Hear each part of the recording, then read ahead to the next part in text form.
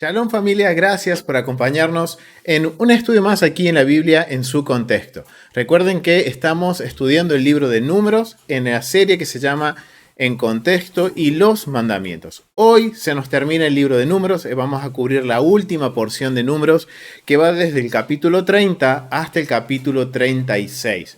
No vamos a cubrir todo el capítulo, hay mucho por aprender, hay mucho para seguir aprendiendo sobre el libro de Números, pero nos vamos a enfocar solamente en el capítulo 30 y vamos a analizar los mandamientos que están ahí y también el contexto. Así que familia, los invito a que nos preparemos para ya culminar con el libro de Números y la semana próxima comenzar con el libro de Deuteronomio. Bien, entonces vamos a ir a Números capítulo 30. Y vamos a leer los primeros versos, ¿bien? Y vamos a ir aprendiendo un poquito, vamos a indagar un poco más sobre este capítulo. No es tan largo, pero hay información bastante importante que necesitamos aprender y principalmente comprender en su contexto original, familia. Este capítulo nos va a ayudar a poder entender la necesidad que tenemos de poder estudiar el contexto bíblico. Recuerden que siempre tenemos esta premisa, familia. La Biblia es para nosotros, pero no fue dirigida a nosotros. No somos la audiencia original, no somos los receptores originales de estos escritos. Entonces ahora tenemos que nosotros hacer un poquito hacia atrás y aprender sobre el contexto para poder comprender y no malentender las escrituras, familia. Entonces, vamos con esto en mente, vamos a leer Números capítulo 30 ya para finalizar. Así podemos empezar. Dice, habló Moisés al principio de las tribus, a los príncipes de las tribus de los hijos de Israel, diciendo, esto es lo que Adonai le ha mandado. Cuando alguno hiciere voto a Adonai o hiciere juramento, ligando su alma con obligación, no quebrantará su palabra. Hará conforme a todo lo que ha salido de acuerdo a todo lo que salió de su boca. Mas la mujer, cuando hiciere voto a Adonai y se ligue con obligación en casa de su padre en su juventud, así su padre oyere su voto y la obligación con que ligó su alma, y su padre callare a ella, todos los votos de ella serán firmes, y toda obligación con que hubiere ligado su alma será firme será. O sea, vamos a ver que aquí está hablando sobre los votos y juramentos. Principalmente en el párrafo 2, en el verso 2, está hablando de que un hombre, está hablando en el contexto de que un hombre se hace un voto o juramento. Recuerden que hemos estudiado algo con respecto a los votos cuando vimos en el estudio que se llama el voto que hizo Pablo, el voto de Pablo, que está dentro de Números, que habla sobre el voto nazareo. Hablamos un poquito sobre lo que eran los votos y el por qué las personas necesitaban hacer un voto o hacían un voto con Dios. Pero también está hablando de que dice que si hiciere juramento, si hace juramento, eso está hablando entre las personas. O sea, es como entre dos personas juran un hecho o algo que han convenido, entonces eso es un juramento. Y eso cae sobre lo que se llama la legalidad de la escritura. O sea, en un contexto legal. O sea que esto es lo que vamos a ver hoy. Tiene que ver mucho con el contexto cultural y también tiene que ver con lo que es el contexto legal de las escrituras. Pero obviamente tenemos que remontarnos al antiguo Medio Oriente para entender de qué se está hablando en este caso. Recordemos, yo quiero preguntarle a los hermanos que están en internet y también a los que están acá, ¿por qué una persona hace votos con el Eterno? ¿Cuál es el motivo? Y esto es algo que tenemos que tener en cuenta para entender los versos que siguen cuando habla sobre este mandamiento, que es que básicamente es que una persona que haga un voto a Dios o hace un juramento tiene que cumplirlo. No hay excusas, hay que cumplirlo. Pero hemos visto cuáles son los votos que una persona hace un voto. ¿Cuál es el motivo? Recuerden, sí, hermana. Acá nuestra hermana dice que para tener gracia delante de Dios, sí. Y habíamos visto, cuando recuerden, habíamos hablado sobre el voto nazareo, habíamos visto algunos ejemplos que nos daban un indicio del motivo. Por ejemplo, si un hijo se iba a la guerra, por una enfermedad, Recuerden que también en el contexto cultural el no tener hijos era algo que traía vergüenza a la familia. Y que la base de la sociedad era el honor y la vergüenza, y el no tener hijos era vergonzoso. Entonces muchas veces las personas hacían un voto con el Eterno y era más que nada para obtener un hijo, poder tener hijos y de esa forma traer honor a la familia. Entonces, teniendo eso en mente, ahora sabemos el por qué una persona haría un voto y por qué también haría un juramento, y eso va en contexto legal. Entonces, vamos a ver sobre los mandamientos. Vamos a primero, antes de ir al contexto, vamos a establecer los mandamientos, porque justamente los mandamientos están sobre el versículo número 2. Y en el versículo número 2 vamos a encontrar, disculpen, en el versículo número 2 vamos a encontrar estos mandamientos. Bien, el mandamiento se encuentra si un hombre hace un voto. Y empieza hablando sobre el hombre. Pero después vemos desde el verso 3 hasta el verso 16, va a hablar de cómo una mujer va a hacer el voto. Bien, y esto es bien interesante, pero primero vamos a analizar el mandamiento. ¿Por qué? Porque la esencia es lo mismo, tanto para el hombre como para la mujer, pero hay una pequeña diferencia con la mujer. El mandamiento es si un hombre hace un voto. Es un mandamiento que aplica a un hombre y también aplica cuando haya un Beit Din. ¿Qué es el Beit Din? Es el Sanedrín, la Corte Suprema de Israel en una teocracia. ¿Cuál es la esencia de este mandamiento? Es un mandamiento tratar la anulación de los votos según las reglas de la Torá o de lo estipulado por el Eterno. Leyes. Incluidas en esta mitzvah, en este mandamiento, están las leyes de invalidación de los votos y anulación de los votos.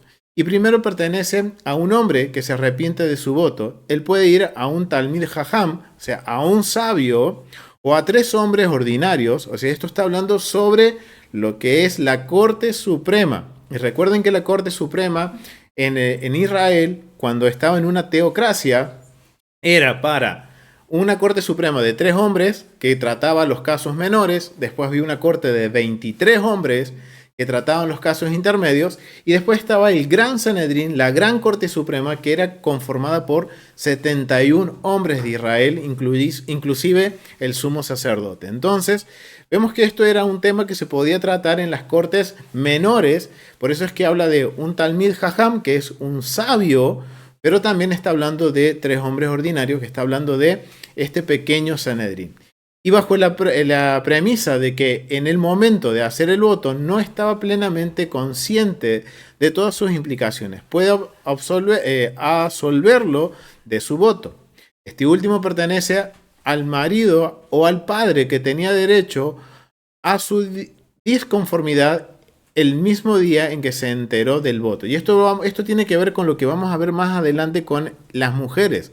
Cuando una mujer hace un voto, vamos a ver que algo leímos recién, de que si por ejemplo era una mujer joven que vivía en casa de su padre, si ella hacía un voto y eso consideraba el padre de familia que había sido de forma desmedida o que de alguna forma había una disconformidad en la autoridad paternal, el padre podía anular ese voto y no incurría en culpa a la mujer. Entonces, esto tiene que ver con la anulación del voto. La perspectiva del mandamiento Hazal nos enseña que no debemos acostumbrarnos a hacer votos, una buena enseñanza, a hacer promesas, a hacer juramentos, incluso por causas importantes, porque tal frecuencia conducirá en última instancia a un Hilul Hashem. Y recuerden, ¿qué era Hilul Hashem? Blasfemia. La blasfemia. O sea, si yo entro en este juego de que en todo digo, y esto es una costumbre muy latinoamericana, te lo juro, te lo juro, te lo juro que lo hago, te lo juro que... Ok, dicen los sabios, ojo con eso.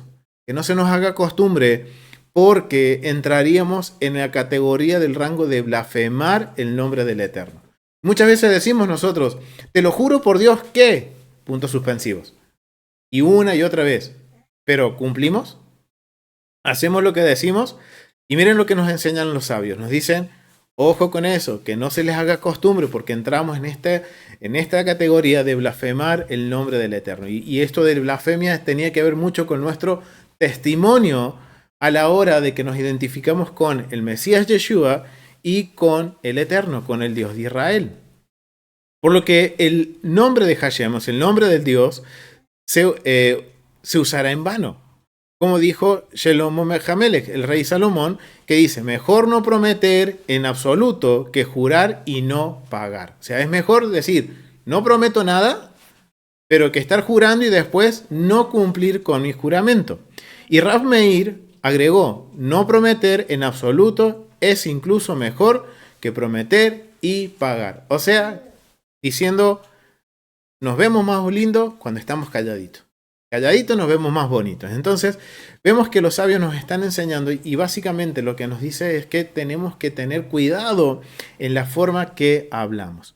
Otro mandamiento que se encuentra dentro del versículo 2 es no profanarás su palabra. O sea, ¿qué quiere decir? Si yo me comprometo en algo, tengo que hacerlo. No puedo profanar lo que yo he dicho. Esencia del mandamiento, está prohibido quebrantar la palabra en los votos hechos. O sea, yo no puedo, una vez que yo dije lo que iba a hacer, dije lo que había jurado, no puedo yo decir echarme para atrás. Lo tengo que hacer. Leyes. Uno transgrede este mandamiento solo si usa la expresión de un voto. Perspectiva. Encontramos una costumbre digna de elogio entre los judíos piadosos en decir sin voto. Cuando ellos hablan y pueden percibir que en algún momento se están comprometiendo, ellos van a decir sin voto. Si dice, vas a ir a tal lugar, le preguntan a un judío y ese judío va a responder, si el Eterno lo permite, sin juramento voy. O sin voto voy. O sea, no está, tienen esa costumbre, miren la costumbre que tienen, de que son tan temerosos y tienen esta costumbre y son tan piadosos que dice, prefiero, como decía el rey Salomón, es preferible no jurar, estar jurando y no pagar. Entonces, ellos se cuidan en lo que están jurando y están diciendo. Entonces, ahora teniendo este contexto de los mandamientos, que nos da una gran enseñanza que tenemos que aplicar a nuestras vidas, vamos a analizar ahora lo que habla sobre la mujer. ¿Por qué? Porque tristemente, los versos que vienen se han tomado fuera de contexto o básicamente se enseña de que el Eterno hace acepción con la mujer, que oprime a la mujer, que permite la opresión a la mujer. Pero yo quiero invitarlo, familia, a que podamos, ahora teniendo en mente esto, ¿de qué estamos hablando? De los votos, del compromiso de cumplir un voto, de la obligación que nosotros mismos nos estamos sujetando al momento de comprometernos en algo. Vemos que los sabios nos enseñan, y está hablando sobre el hombre, pero esto también va a aplicar sobre la mujer. Pero para poder entender el contexto de lo que viene, necesitamos nosotros ahora entender el contexto, familia. ¿Por qué? Porque si no entiendo el contexto bíblico, o quién era la audiencia original, o cuál era la situación que vivía la audiencia original, vamos a malinterpretar esto y vamos a decir, no, el Eterno Dios está permitiendo que el hombre oprima a la mujer. ¿Por qué? Porque miren lo que dice. Vamos a leer lo que dice para nosotros ahora después analizar esto, familia. Vamos a ver lo que dice. Habíamos quedado en el verso, habíamos empezado a leer el verso 3 cuando habla que una mujer joven se liga con un juramento, digamos que hace un juramento o hace un voto con el Eterno. Ya sabemos las causas por las cuales puede hacerlo. Dice que si su padre la oyera y no se opone, ella queda firme en ese voto, tiene que cumplirlo. Pero si su padre se opone, ese voto se anula y ella queda libre de culpa. Verso 5. Mas si su padre, la verdad, si su padre, la verdad, vedare, eso, así, se me fue. Mas si su padre le vedare el día que oyere todos sus votos y sus obligaciones con que ella hubiere ligado su alma, no será firme, y Adonai la perdonará, por cuanto su padre se lo vedó. Pero si fuera casada e hiciera votos, o pronunciare de sus labios cosas que obligue su alma, si su marido la oyere, y cuando la oyere callare a ello, los votos de ella serán firmes, y la obligación con que ligó su alma firme será. Pero si cuando su marido la oye, le vedó, entonces el voto que ella hizo y lo que pronunció de sus labios, con que ligó su alma, será nulo. y Jehová Adonai la perdonará. Pero todo voto de viuda o repudiada que ligue su alma será firme. Y si hubiera hecho voto en casa de su marido y hubiera ligado su alma con obligación de juramento, si su marido oye y calla a ello y no le vedó, entonces todos sus votos serán firmes. Sus votos serán firmes y toda obligación con que hubiere ligado su alma, firme será. Mas si su marido lo anula el día que los oyó, todo lo que salió de sus labios en cuanto a sus votos y cuanto a la obligación de su alma, será nulo. Su marido lo anuló y Adonai la perdonará.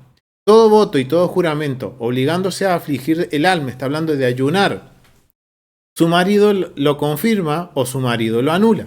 Pero si su marido calla a ello el día en día, entonces confirmó todos sus votos y todas las obligaciones que están sobre ella. Lo confirmó, por cuanto cayó a ello el día que los oyó. Mas si los anulare después de haber oído, entonces él llevará el pecado de ella.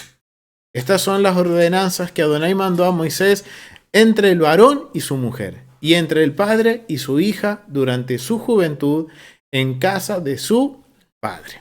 Ok, ahora esto si nosotros los leemos y no tenemos noción del contexto cultural, podemos entender o podríamos, entre comillas, comprender de que hay una forma de que el Eterno está permitiendo de que la mujer sea oprimida, o que el Eterno ha descartado a la mujer. Familia, miren, hay información que no tenemos. Hay información que necesitamos nosotros aprender. Por eso es necesario que podamos nosotros ver el contexto cultural. Miren, familia, esto es una herramienta que nos va a ayudar a entender la importancia de estudiar el contexto cultural. Nosotros todos pretendemos esto, entender el texto bíblico. Queremos entenderlo. Pero ¿qué sucede? Si yo carezco de contexto, yo no conozco la situación que se estaba viviendo en el momento en que Moisés está hablando con el pueblo, entonces no voy a comprender de qué están hablando, por qué el Eterno da estos reglamentos, principalmente enfocándose tanto en la mujer. Si nosotros vamos a ver que solamente para el hombre hay 2 versículos, pero desde el versículo 3 al 16 está hablando de la condición de la mujer. Y eso llama mucho la atención. ¿Por qué es tan específico Dios al hablar en el caso de que una mujer entre en un voto, tiene que haber todos estos procedimientos y estos protocolos? Bien, entonces, miren lo interesante. Para nosotros poder entender el texto bíblico, miren todo lo que tenemos que nosotros comprender. El contexto del capítulo, el contexto del libro, de la carta, el contexto del templo, en el caso de que se hablara del templo, contexto geográfico, el contexto histórico, contexto cultural y la arqueología bíblica, familia. O sea, miren todo lo que nosotros tenemos que tener en cuenta para no malentender lo que está hablando la Biblia, familia. Entonces, vamos a indagar un poquito sobre el contexto y entender por qué el Eterno es tan específico al hablar en el momento que una mujer contrae un voto o un juramento. ¿Por qué da tantas opciones o por qué está permitiendo que haya ciertas cosas que sucedan en cuanto al padre o el esposo que puedan anular estos votos? Y esto tiene que ver mucho con el contexto cultural, familia. Mire, para este estudio voy a usar 2 recursos que son estos 2 que están aquí en pantalla. El Próximo Oriente Antiguo, volumen 2, de Carlos González Warner, y de Martin Stoll, Mujeres en el Antiguo Medio Oriente. Bien, es bien importante porque aquí he encontrado un poco de información que quiero compartirles con respecto al contexto cultural, para que nosotros podamos entender por qué el Eterno es tan preciso a la hora de hablar de cuando una mujer hace un voto. Que si nosotros lo vemos a nuestra cultura, podemos decir, uy, qué machistas que eran en ese momento. Ok, sí, en ese momento eran machistas, pero no era el caso de Israel. Porque miren, vamos a ver un poco de información. Es necesario que nosotros entendamos el contexto cultural. ¿Cuál era la situación de la mujer en el Antiguo Medio Oriente? Que obviamente difiere mucho al contexto de hoy en día. Y esto es lo que nosotros tenemos que entender por qué el Eterno habla de esta forma con respecto a la mujer. Y no solo en cuanto a los votos, sino que ahora cuando veamos que habla sobre la mujer, que está hablando sobre algún mandamiento que da sobre la mujer, tenemos que tener en mente, familia, la situación de la mujer en el antiguo Medio Oriente, en el antiguo Israel, qué era lo que sucedía fuera de Israel, de esta nación. Entonces miren lo que encontré y quiero compartírselo, familia. Las distintas situaciones de la mujer en el Próximo Oriente Antiguo. En Babilonia, en tiempos de Hammurabi, podía realizar negocios, o sea, la mujer babilónica que vivía en Babilonia, miren lo que dice, podía realizar negocios por su cuenta, acudir a los tribunales, solicitar el divorcio e incluso ejercer algún cargo en la administración pública como escriba o como miembro de un colegio de jueces. Pero miren, esto favorecía la situación familiar y social de la mujer de las familias acomodadas urbanas. ¿Quiénes tenían este derecho en Babilonia? ¿Qué mujeres tenían este privilegio de tener de alguna forma poder trabajar, tener voz, podríamos decirlo? Las mujeres que pertenecían a la élite, mujeres que eran de las grandes ciudades, mujeres adineradas, tenían estos permisos, podríamos decirlo.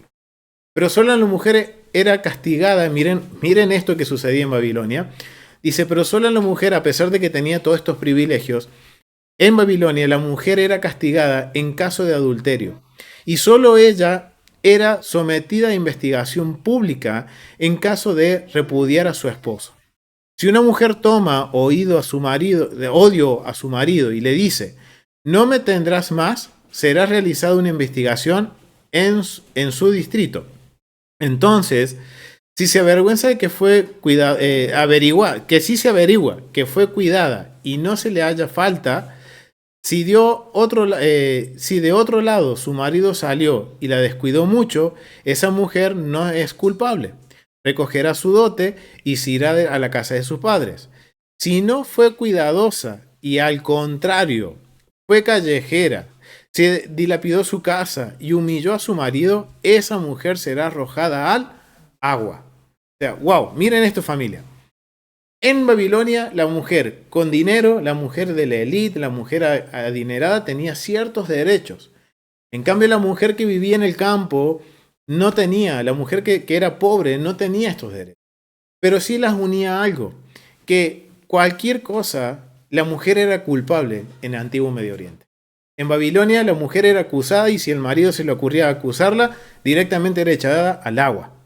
Y miren qué interesante, porque me llamó mucho la atención que dice que si la mujer dice, miren lo que dice, esa mujer no es culpable, recoge su dote y se va a la casa de su padre. Pero dice, si no fue cuidadosa y al contrario fue callejera, wow, si no fue cuidadosa, ¿qué entendemos con que no fue cuidadosa? ¿Qué sería algo que hiciera que una mujer no fuera cuidadosa? Miren lo interesante que en otros recursos encontré esto con respecto a las mujeres y el culto en el antiguo Medio Oriente. Dice que los textos que hoy se han descubierto arqueológicos en el mundo del antiguo Medio Oriente no dan mucha información sobre cómo era la vida de la mujer cotidiana. Pero sí menciona lo siguiente, dice, vamos a leer un poquito qué dice acá. Los textos no dicen mucho sobre la vida doméstica de Babilonia Media y nada en absoluto sobre los asuntos cotidianos de la ama de casa. Las cartas se refieren sobre todo a asuntos importantes, por lo que no había razón apremiantes para que ella participara en lo que era el culto.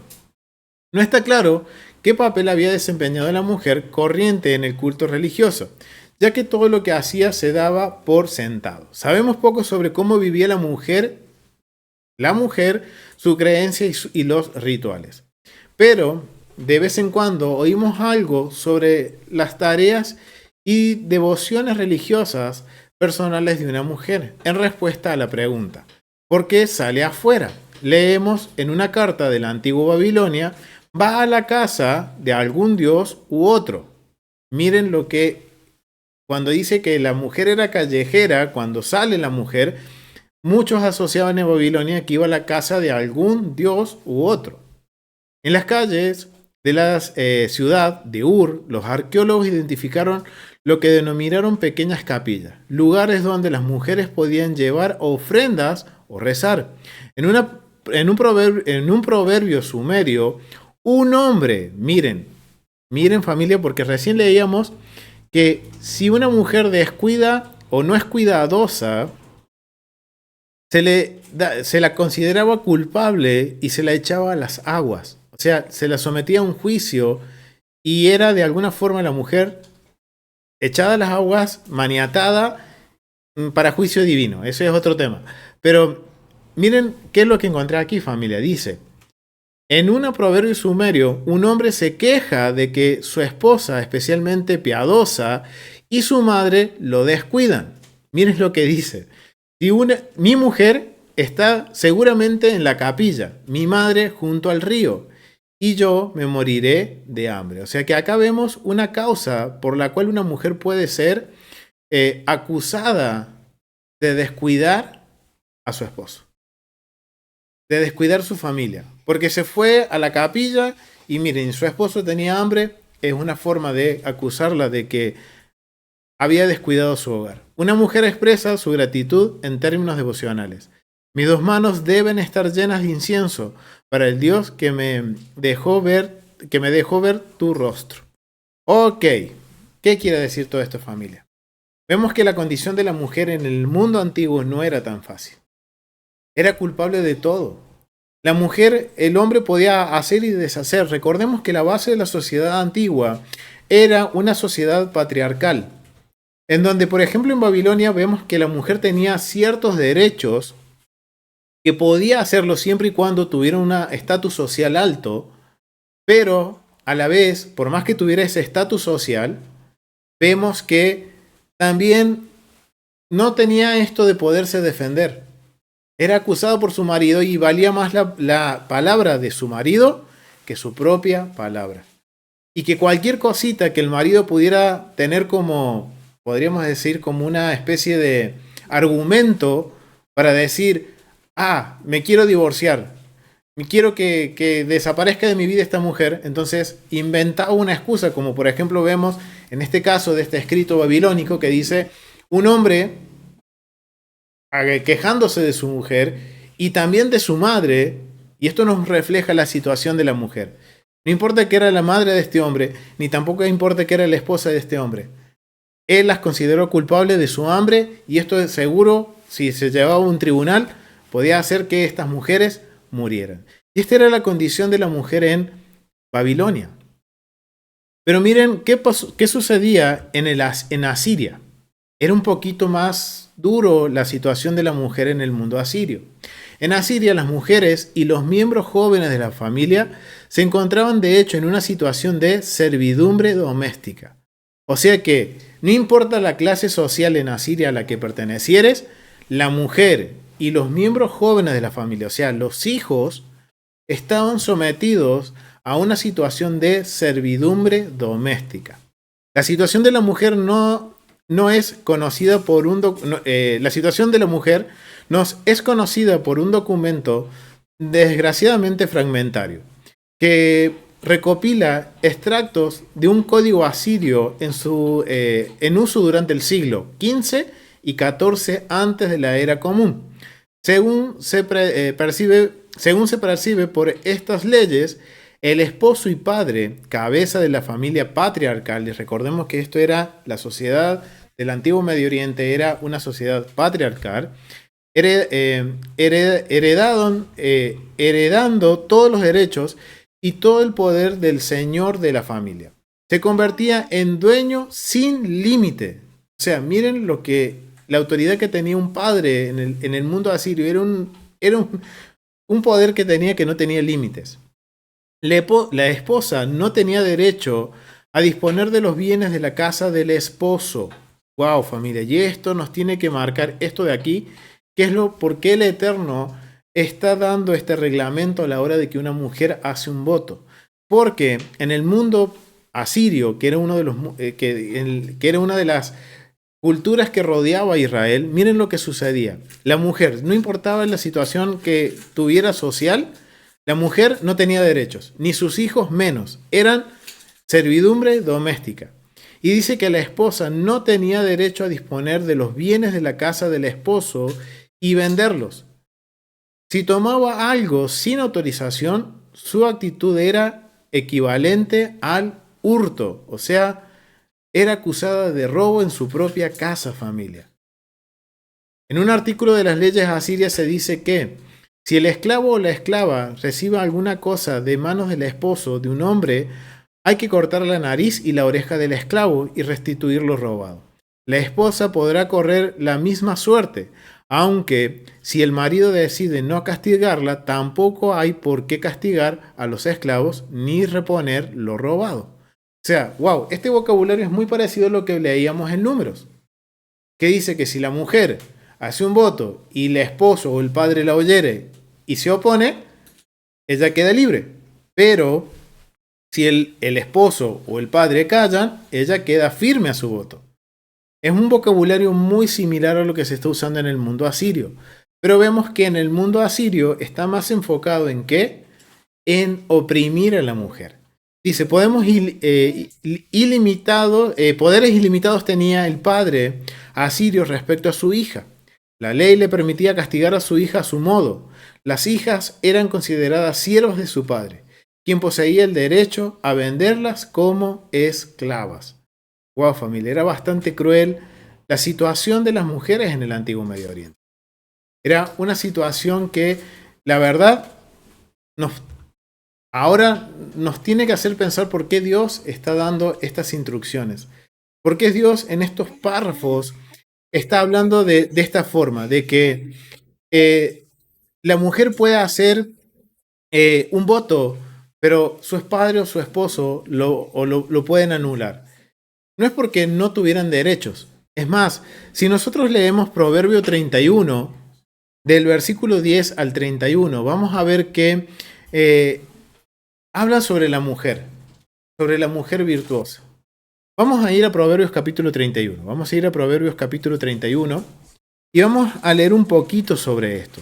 Porque vemos que en el mundo hitita la mujer tenía algunos derechos siempre y cuando fue una mujer pudiente, una mujer que tuviera dinero, tenía algunos derechos, pero también era oprimida. En el mundo asirio, la mujer no, por más que sea de clase social, sufría de opresión, no tenía derecho, no tenía propiedad, todo le pertenecía al esposo, y si ella prometía algo, hacía un juramento o ella hacía algún negocio, ella estaba atentando contra la propiedad de su esposo.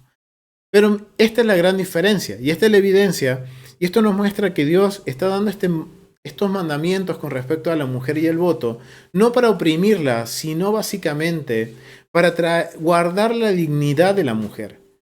Si nosotros seguimos estudiando el antiguo Medio Oriente, vamos a ver que la situación de la mujer no era tan buena. La mujer era oprimida, la mujer era culpable, el esposo podía adulterar, pero la mujer no. Era bien visto que el hombre sea adúltero, y esto es algo que también se trasladó hasta el primer siglo. En la época de nuestro Mesías Yeshua, en la época de Pablo, Pablo tenía que lidiar con esto mismo, porque Roma seguía estas mismas costumbres que el antiguo Medio Oriente, en donde las mujeres pudientes tenían ciertas libertades, pero la mujer esclava, la mujer que vivía en el campo, no tenía derechos. Entonces, miren ahora la gran diferencia que está haciendo el Eterno. Con este mandamiento, con esta forma de dar instrucciones de cómo una mujer tiene que hacer el voto, lo que está asegurándose Dios es de guardar la dignidad de la mujer. Es elevar el estatus de la mujer. Recordemos que la mujer también en el antiguo Medio Oriente era considerada también como una prostituta ritual. Servía en los templos. Ahora por eso entendemos que en el templo del Eterno no habían sacerdotisas. Porque eso era algo que estaba asociado a los templos paganos y que eran con cosas inmorales. Pero vemos aquí el Eterno está guardando la dignidad de la mujer. ¿Y cómo lo sabemos esto? Cuando leemos el capítulo 31 de Proverbios. Vamos a ir al versículo 10 que habla sobre la mujer virtuosa. Miren lo que habla sobre la mujer. ¿Qué es lo que dice sobre la mujer? Entonces no podemos decir que el Eterno está oprimiendo a la mujer, permite la opresión a la mujer. Al lo contrario, familia. Cuando ahora nosotros ponemos todo en contexto Y por eso los invito a que sigamos aprendiendo sobre el contexto cultural, sobre el contexto histórico, geográfico, sobre todo lo que sucedía en la vida de los receptores originales de la Biblia, para que nosotros ahora poder entender y ver que realmente Dios está restaurando el honor de la mujer en una sociedad que era opresiva con la mujer. Y miren lo que dice con respecto a la mujer virtuosa en Proverbios 31.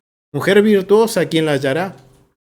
Porque su estima sobrepasa largamente a la de las piedras preciosas. El corazón de su marido está lleno de... en ella, el corazón de marido está en ella confiado y no carecerá de ganancias.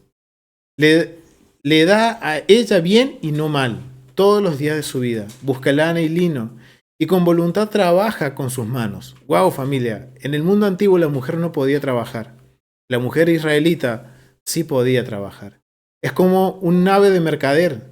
Trae su pan de lejos. Se levanta aún de noche y da comida a su familia y raciona a sus criadas. Considera la heredad y la compra y planta una viña del fruto de sus manos. Ciñe de fuerza sus lomos y da fuerza a sus brazos. Ve que va bien sus negocios. Su lámpara no se apaga de noche. Aplica su mano al uso y sus manos a la rueca. Alarga su mano al pobre y extiende sus manos al menesteroso. No tiene temor de la nieve por su familia, porque toda su familia está vestida de ropa doble. Ella se hace tapices de lino fino y púrpura es su vestido. Su marido es conocido en las puertas cuando se sienta con los ancianos de la tierra. Hace telas y vende, y da cinto al mercader. Fuerza y honor son sus vestiduras, y se reirá del porvenir. Abre su boca con sabiduría y una Torá, una ley, dice, de clemencia está en su lengua. Considera los caminos de su casa y no come el pan de balde, de pereza. Se levanta sus hijos y la llaman bienaventurada, y su marido también la alaba. Muchas mujeres hicieron el bien, mas tú sobrepasas todo. Engañosa es la gracia y vana la hermosura. La mujer que teme a Adonai, esa será alabada.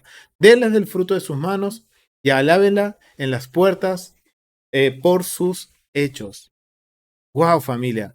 Miren la gran diferencia entre la mujer israelita y la mujer del antiguo Medio Oriente. Vemos cómo la mujer en el Medio Oriente era una mujer oprimida, una mujer que no tenía derechos, una mujer que no podía disponer de su casa. Pero vemos ahora en Proverbios capítulo 31 la mejor descripción cultural de cómo era percibida la mujer en el mundo en Israel. Era una mujer que tenía derechos, una mujer que podía emprender, una mujer que podía trabajar, una mujer que era tomada en dignidad. Ahora vemos por qué Dios hace este paralelismo, no un paralelismo, perdón, está haciendo un precedente contracultural. Está marcando una diferencia, diciendo las mujeres de mi pueblo son distintas que las mujeres de las naciones. Ahora vamos a entender mucho también cuando se habla sobre los juramentos, la relación de esposo y esposa en los textos del primer siglo, en el Nuevo Testamento. Esto es lo que había en mente de la audiencia original cuando escuchaban a Pablo hablar sobre el matrimonio, que dice que la mujer esté sujetada al hombre. Bueno, pero no es para opresión, sino que tiene que ser algo que guarde la dignidad de la mujer. Y ahora nos preguntaremos, ¿qué ejemplo tenemos de esto? De un voto hecho por una mujer de que su esposo haya dicho, acepto de alguna forma hacer esto. Y miren, el mejor ejemplo que puedo citarles es en Primera de Samuel. Cuando nosotros vamos a Primera de Samuel, vamos a tener la historia de Samuel, de Elcana y su mujer Ana. Vamos a ir a Primera de Samuel, capítulo 1, y miren lo que dice en los versículos 8 al 15.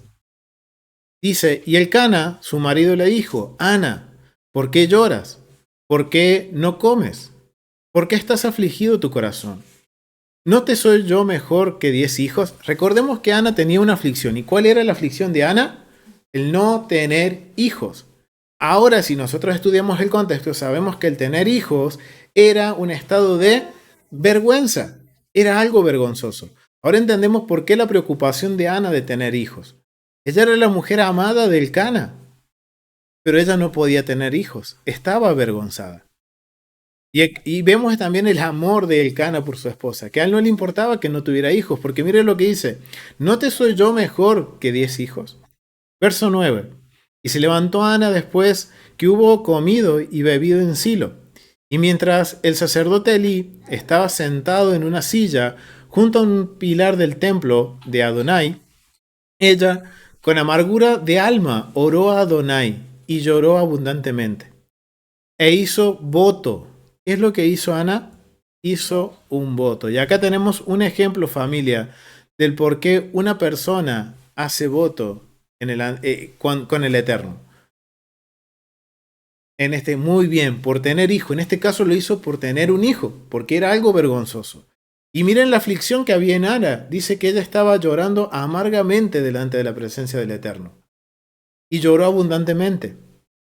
Dice, e hizo voto, diciendo, Adonai de los ejércitos, si te dignares mirar a la aflicción de tu sierva, te acordarás de mí y no te olvides de tu sierva, sino que dieres a tu sierva un hijo varón. Miren el voto que ella hace. Yo lo dedicaré a Adonai todos los días de su vida, y no pasará navaja sobre su cabeza. ¿Qué voto está haciendo Ana? Ajá, ¿cuál es el voto? El voto nazareno. Muy bien, miren, están atentas aquí nuestras hermanitas. Muy bien, Héctor, el voto nazareo. Está haciendo un voto nazareo. Acá está la madre, antes de que el Eterno le dé un hijo, ella está haciendo un voto por ese hijo. Y ahora vemos que el voto se hace con respecto a una necesidad. Aquí nos está afirmando el propósito de por qué una persona hace un voto, tanto un hombre como una mujer. Acá vemos el caso de una mujer que hace un voto nazareo con respecto a lo que exactamente está consagrando a Samuel en un voto nazareo. Y ella está haciendo este voto, pero miren que su esposo aquí no la está oyendo. Dice, mientras ella oraba largamente delante de Adonai, Elí estaba observando la boca de ella, pero Ana, hablando en su corazón, y solamente se movía sus labios, y su voz no se oía. Elí la tuvo por ebria. Entonces le dijo Elí, ¿hasta cuándo estarás ebria? Digiere tu vino. Y Ana le respondió diciendo, no, Señor mío. Oh, miren también la actitud de Ana, y esto me sorprendió a mí, porque vemos a una mujer afligida, una mujer que está llorando, afligida. Ella está haciendo un voto, pero ella está afligida, está dolida. Y viene Elí con este planteo que hace y dice, Ana, Señor mío, ella respeta, sabe quién es Elí. Entonces le dice, Señor mío, no soy una mujer atribulada de espíritu. No he bebido vino ni sidra, sino he derramado mi alma delante de Adonai. Y empieza ahí a hablar y tienen ese diálogo. Pero vamos al versículo 20. Versículo 20 dice, vamos a leer del 19. Y levantándose de mañana, adoraron delante de Adonai y volvieron y fueron a su casa en Ramá. O sea, ellos habían subido a una fiesta. Estaban adorando en una fiesta y ella hizo este voto nazareo. Y Elcana llegó a Ana, su mujer, y Adonai se acordó de ella. Aconteció que al cumplirse el tiempo, después de haber conocido a Ana, dio a luz un hijo. O sea, el Eterno se acordó de esa promesa. Y le puso por nombre Samuel, diciendo, por cuanto lo pedí a Adonai. Después subió el varón Elcana con toda su familia para ofrecer a Adonai el sacrificio acostumbrado y su voto. O sea que en algún momento Elcana supo de que su mujer había hecho un voto. Y entonces ellos estaban subiendo de nuevo en un tiempo de festividad en donde también iban a cumplir con este voto. Pero Ana no subió, sino dijo a su marido, yo no subiré hasta que el niño sea destestado, para que lo lleve y sea presentado delante de Adonai. Y se quedó allí para siempre. Y se queda allí para siempre. Y Elcana, su marido, le respondió, haz lo que bien te parezca. Dice, Elcana le dice, haz bien te parezca, haz lo que bien te parezca. Dice, interesante, quédate hasta que lo destetes, solamente que cumpla a Jehová su palabra. Y solamente que cumpla Jehová su palabra. Y se quedó la mujer y creó a su hijo hasta que lo destetó. Después que lo hubo destetado, lo llevó consigo con 3 becerros, una efa de harina y una vasija de vino, y lo trajo a la casa de Jehová en Silo. Y el niño era pequeño. Se miren lo que sucedió aquí. Acá vemos cómo su esposo sabe de este voto. Y miren que esto afectaría a la familia, porque sería aquel primer hijo que le da su mujer a Ana, la mujer que no podía tener hijo. Tranquilamente, el Cana hubiera dicho, no, anulo este voto porque es el primer hijo. Pero sabe que el Cana, que el Eterno fue quien le dio este hijo. Entonces él no se opone. Y esto estaría afectando a la familia. Pero vemos que este esposo le dice a su esposa, haz lo que bien te parezca. Quédate hasta que lo destetes, solamente que cumpla Adonai su palabra. O sea, está reconociendo que Adonai está cumpliendo su palabra, de que este hijo se lo dio Dios. Y ahora ellos tienen que cumplir con esto. Y después de esto nos dice que Ana entrega a su hijo al templo y después vemos que Samuel fue uno de los grandes profetas de Israel. Y que después tuvo más hijos. Dios la hizo fructífera. ¿Por qué? Porque vio la obediencia de la mujer. Wow, familia. Y esto a mí me hace también pensar en cómo termina el libro de Números en el capítulo 36. Vamos a volver al Números.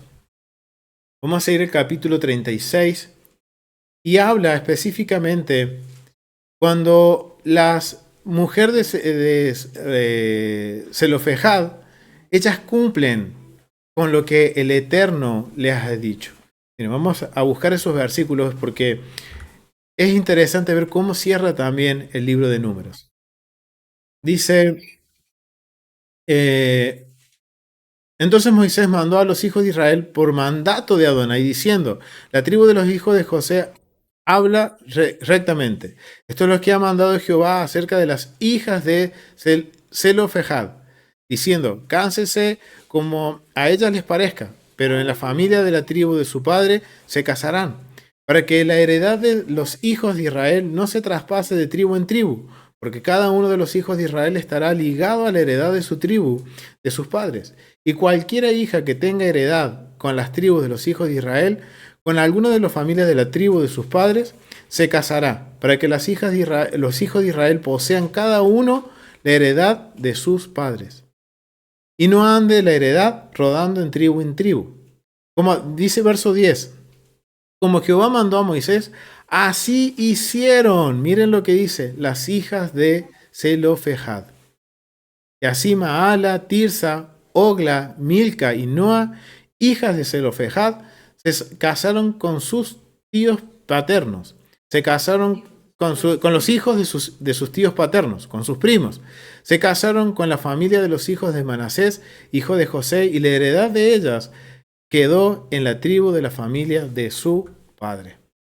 Estos son los mandamientos y los estatutos que mandó Jehová por medio de Moisés a los hijos de Israel en los campos de Moab, junto al Jordán, frente a Jericó. Wow, familia, vemos que la obediencia de estas mujeres, la obediencia de Ana, el ejemplo que recién pusimos como un ejemplo bíblico de que una mujer hizo un voto y lo cumple y su esposo permite que lo cumpla. Y vemos que después, por esa obediencia, por haber cumplido ese voto, vemos que el Eterno reivindica el honor de Ana, dándole más hijos. Igual sucede algo similar con las hijas de Zelofejad. Ellas, si no hubieran acudido de la forma correcta, de la manera correcta, delante del Eterno, delante de Moisés, ellas no hubieran obtenido esta gracia y favor, y el Eterno está restaurando la dignidad de estas mujeres. O sea que vemos que el Eterno en todo momento está buscando que a la mujer se la trate con dignidad. Pero ¿cómo lo sabemos a esto? Cuando nosotros ahora vemos la situación de la mujer en el mundo antiguo. Vemos que la mujer no tenía ningún derecho. Y ahora miren esta gran diferencia con Israel. Vemos cómo el Eterno está guardando a la mujer. Como el Eterno está guardando la dignidad de una mujer, que no la deja desamparada, que no desampara ni siquiera, miren, a una viuda, porque nos da la instrucción de que no desamparemos ni a la viuda ni al extranjero. El Eterno en todo momento guarda la dignidad de la mujer.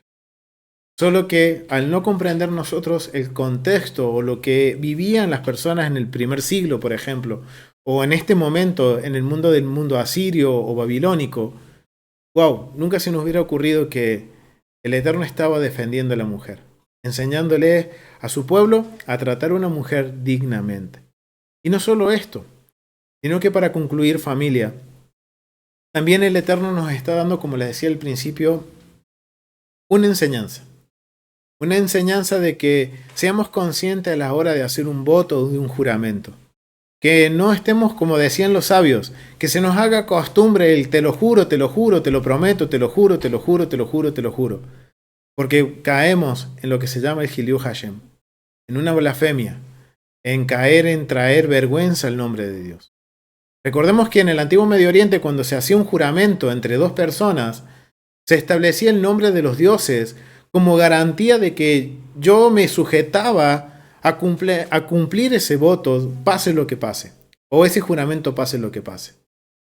Pues cuando yo digo, lo juro por Dios, y estoy poniendo a Él en el medio de este juramento.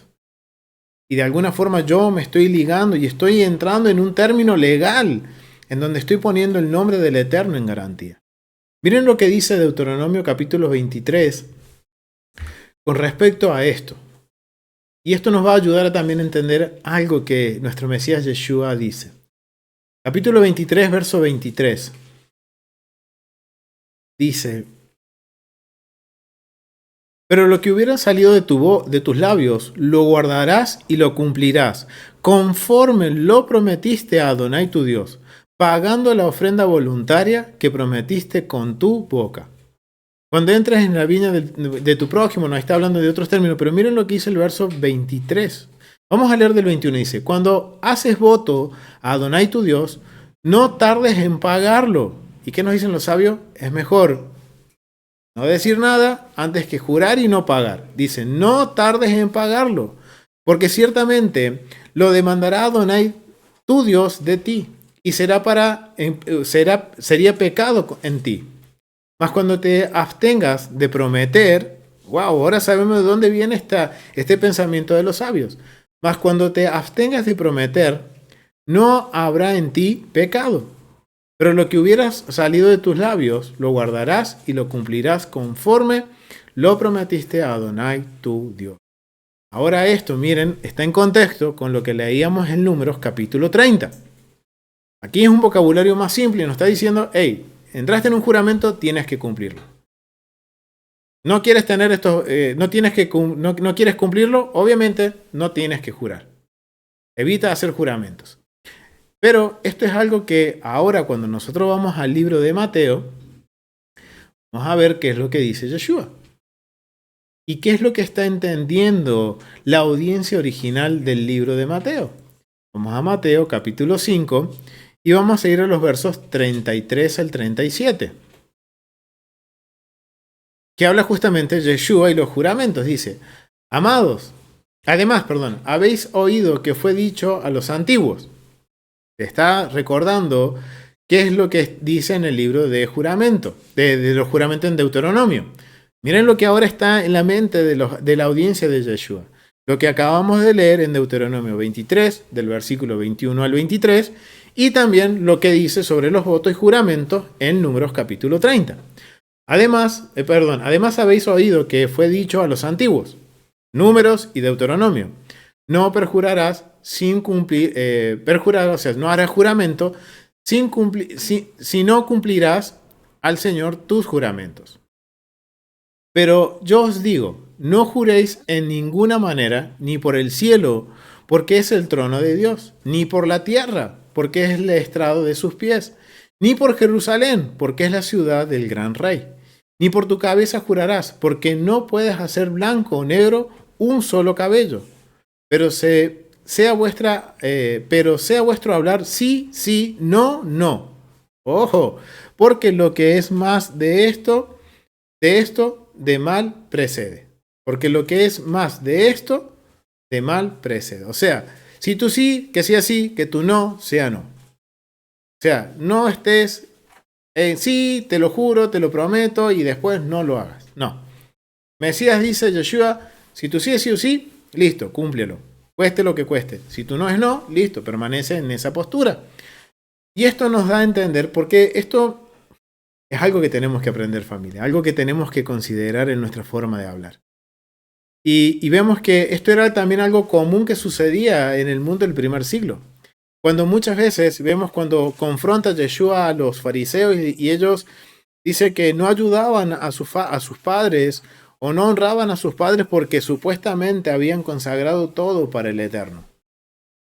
Pero ¿cuál era la motivación? No ayudar a sus padres, no bendecir a sus padres, no honrar a sus padres. Entonces, si tú haces ese voto, cúmplelo. Y eso es lo que muchas veces Yeshua también hablaba con los fariseos y los confrontaba con respecto a esto.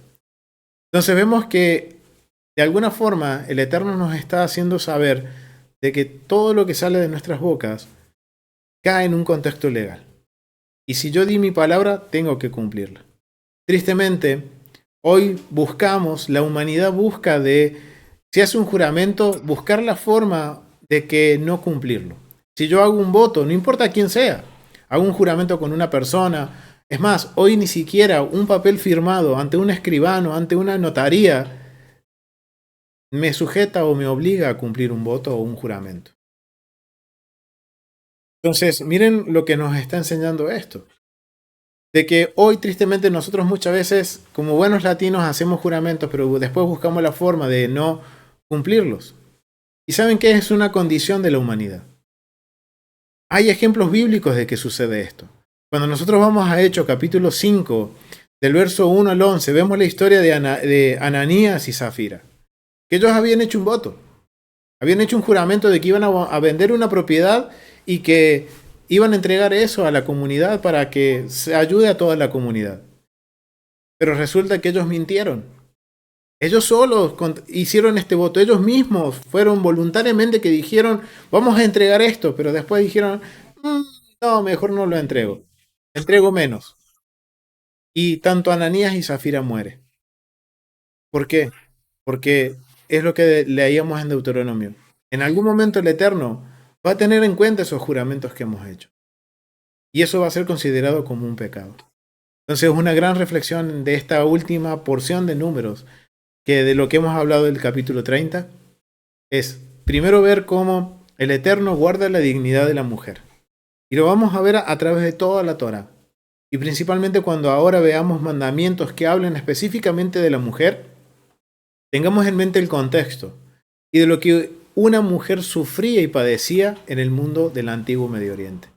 Una mujer asiria, una mujer babilónica, una mujer en Egipto, una mujer esclava, todo lo que padecía. Y ahora el Eterno está haciendo un proceso contracultural, enseñándole a la humanidad de que Él es el que restaura el honor de una mujer. Y además de eso, nos enseña a tener en cuenta qué es lo que nosotros estamos diciendo y hablando. Así que familia, los invito a que sigamos aprendiendo, que sigamos escudriñando las escrituras, aprendiendo sobre el contexto. Y como terminamos el último libro de Números, Hasá, me olvidé. Bueno, esfuérzate y sé valiente. Esfuérzate y sé valiente. ¿Por qué? Porque continuamos con un nuevo libro. Así que familia, lo dejamos hasta aquí. Ha sido un gusto poder compartir este estudio. Espero que podamos seguir aprendiendo juntos y continuamos la semana entrante con el libro de Deuteronomio. Shalom familia, nos vemos en el próximo estudio.